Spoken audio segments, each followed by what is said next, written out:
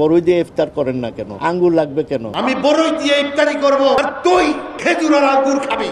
ইদানিং আবার কিছু কিছু লোক শেখ হাসিনার উপর অসন্তুষ্ট হয়ে তারা যেসব কথা বলছেন তাতেও হাস্য কৌতুকের সৃষ্টি হচ্ছে। হাসানুল হক ইনু সাহেব খুব অসন্তুষ্ট হয়েছেন। এইবার ভোটে ওনাকে ঠকানো হয়েছে। এইবার শেখ হাসিনা ওনাকে কোনো টিকিট দেন নাই, মানে টিকিট দিয়েছেন কিন্তু রিটার্ন টিকিট দেন নাই। এই জন্য উনি অসন্তুষ্ট হয়ে এখন ওনার বড়ই খাইতে অসুবিধা হচ্ছে। কিন্তু এর আগে পেঁয়াজ ছাড়া রান্না খেতে তখন অসুবিধা হয় নাই। এর আগে রোজার সময় কুমড়া দিয়ে বেগুনি খাইয়েছিল, তখন অসুবিধা হয় নাই। কাঁঠালের বার্গার খাওয়াইছিল, তখন অসুবিধা হয় নাই। এখন ছোট্ট একটা বড়ই খাইতে এত অসুবিধা হয়ে গেল হাসানুল হক ইনুর। কী কারণে আমরা বুঝলাম না। অবশ্যই ইনু সাহেব আবার সরকারি টাকায় হজও করে এসেছেন, উনি একজন সরকারি হাজিও বটে। ইফতারের অনেক হুজুর এসে জাতীয় ইফতার কী দিয়ে করতে হবে, কী দিয়ে করতে হবে না তা বলতে। আরে পারবি না কে কেমনি ইফতার করবো সেটা তার ব্যাপার।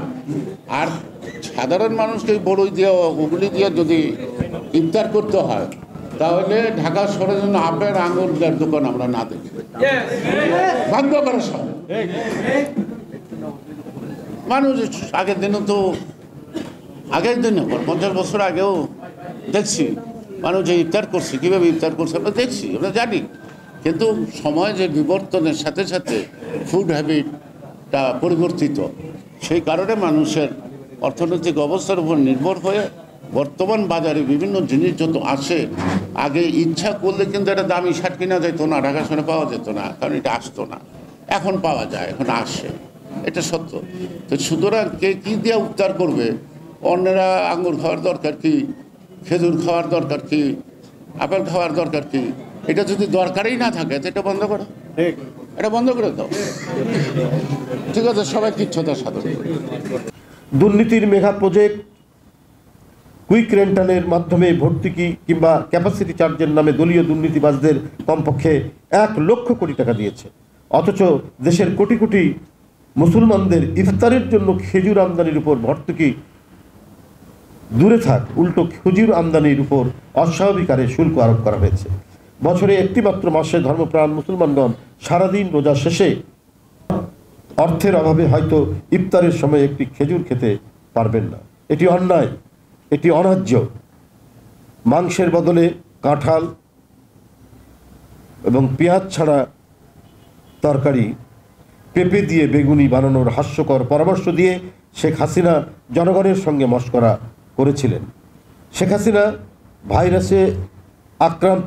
ভাইরাসে আক্রান্ত ডামি মন্ত্রীরাও এখন জনগণের সঙ্গে মশকরা শুরু করেছে। আপনারা দেখেছেন এক ডামি মন্ত্রী রোজাদারদের ইফতারের সময় খেজুরের পরিবর্তে বড়ই খাওয়ার পরামর্শ দিয়েছেন। কিন্তু রাজনৈতিক চরিত্র হারানো আওয়ামী লীগের ডামি মন্ত্রী এমপিরা জানেন না সব জিনিস দামি হয় না। বড়ই কখনো খেজুরের দামি হতে পারে না। সারাদিন পবিত্র রোজা শেষে ধনী গরিব নির্বিশেষে রোজাদারদের কাছে ইফতারের সময় খেজুর শুধুমাত্র সাধারণ একটি ফল হিসাবে বিবেচিত নয়, বরং এটি মহানবী সাল্লাল্লাহু আলাইহি ওয়াসাল্লামের একটি সুন্নাত।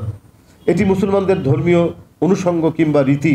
দেশের ধর্মপ্রাণ জনগণ বিশ্বাস করে দামি সরকার অত্যন্ত সূক্ষ্ম ও পরিকল্পিতভাবেই দেশের বৃহত্তর জনগোষ্ঠীর ধর্মীয় সংস্কৃতি এবং সামাজিক রীতি ও মূল্যবোধের বিরুদ্ধে অবস্থান নিয়েছে। সকলের মনে প্রশ্ন, দেশের জনগণের ধর্মীয় সংস্কৃতি এবং সামাজিক মূল্যবোধের বিরুদ্ধে অবস্থান নিয়ে কাদেরকে খুশি করতে চান শেখ হাসিনা?